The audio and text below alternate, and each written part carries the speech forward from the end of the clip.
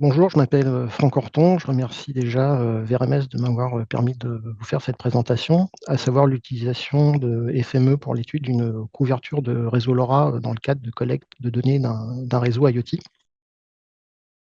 Donc moi, je fais partie de Bouygues Énergie et Services, à la direction des collectivités des infrastructures connectées, division bâtiments, infrastructures et services.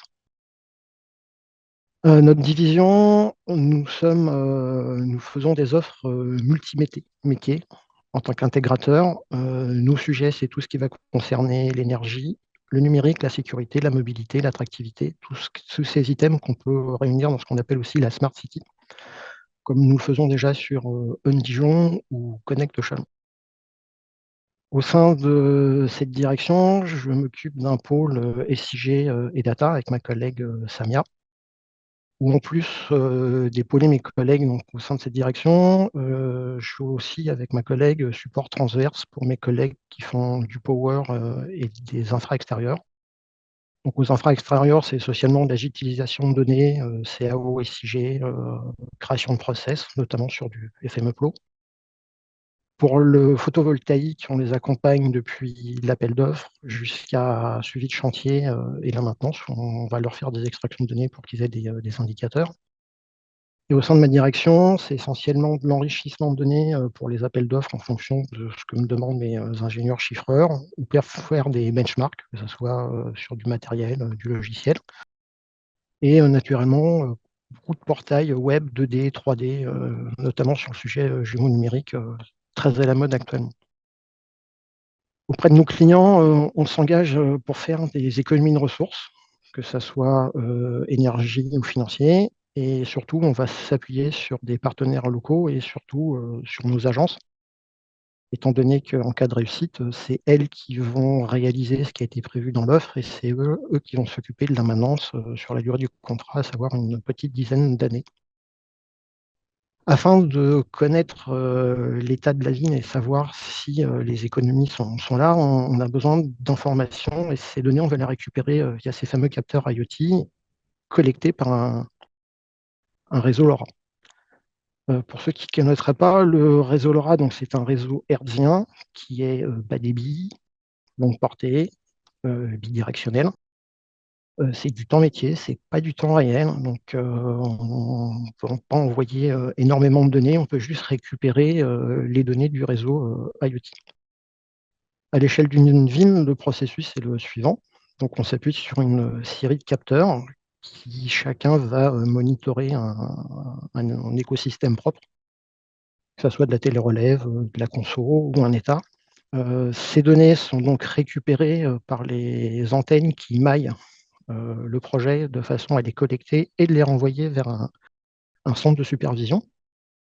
Et dans ce centre de supervision, donc, on va suivre les indicateurs qui vont nous donner, si on peut dire, un peu le pouls de la ligne, voire lancer des alertes si on dépasse un certain seuil, ou stocker tout simplement les données pour faire de la data analyse plus tard, pour voir si on détecte un signal faible ou équivalent. Naturellement, on passe déjà par une phase d'étude, une phase dans laquelle on va créer et valider la couverture radio en fonction des antennes. Donc pour ça, on passe par un logiciel métier. Et ce logiciel métier, en fonction des spécificités du terrain, va nous renvoyer sur un support SIG via des aplats de couleurs la qualité de la réception des différents signaux. Et c'est là qu'on me demande de rentrer en jeu parce que là, on passe dans de la donnée géographique qui n'est pas dans le domaine de compétences de mes collègues qui sont experts en radio. Et donc, on me demande de récupérer ces fameuses données en fonction des projets. Et l'idée, naturellement, c'est d'essayer d'automatiser au maximum ces différents process.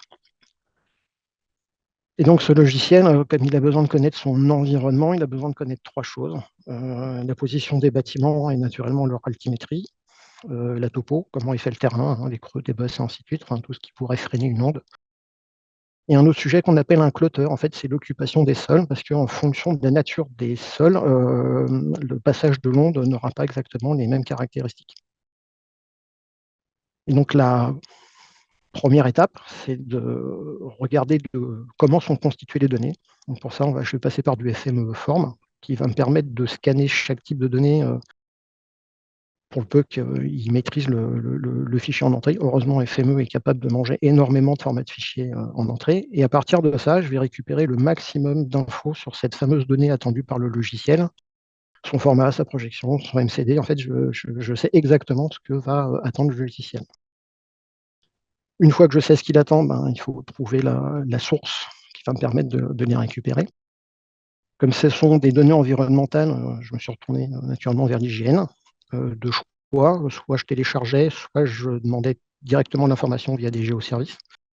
J'ai choisi cette deuxième option parce que l'idée, c'était qu'au final, mon utilisateur soit totalement indépendant et qu'il ne passe plus par moi.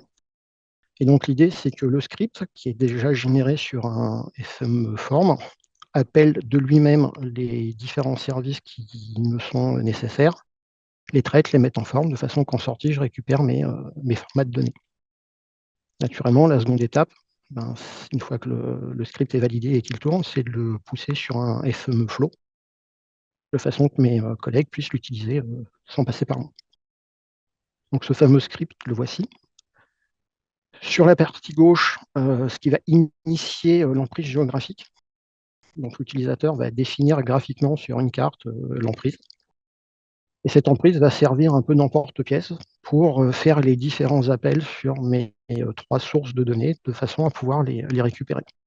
Donc sur la partie basse, je vais récupérer les données topographiques qui vont générer le raster.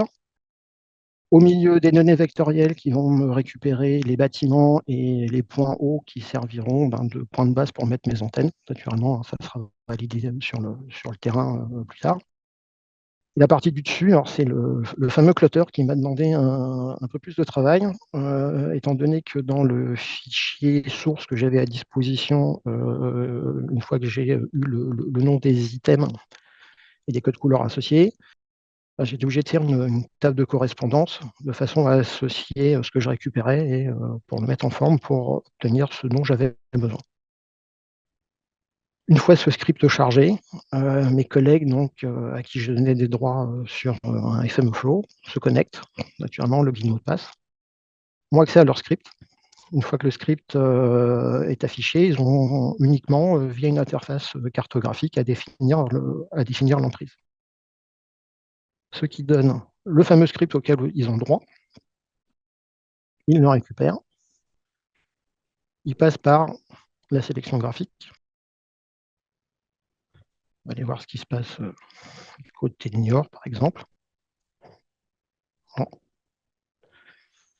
Et ensuite, ils ont juste à définir une emprise géographique et lancer le script. Donc là, le script tourne sur un serveur distant. Enfin, limite, c'est quelque chose en fonction de l'emprise qui dure plus ou moins longtemps, donc ils pourraient le lancer en fond de tâche et puis faire autre chose après. Et une fois que le script aura fini de tourner, ils vont récupérer via un lien, un zip, dans lequel seront stockées l'ensemble des données dont ils ont besoin pour faire leur propre étude. Voilà, le script a fini, je le télécharge, et voilà, on récupère l'ensemble des données qu'ils avaient besoin, à savoir le bâti, la topo et le clutter. J'espère que cet exemple d'utilisation d'un FME Flow et un FME Form vous a intéressé. Je vous remercie de m'avoir écouté.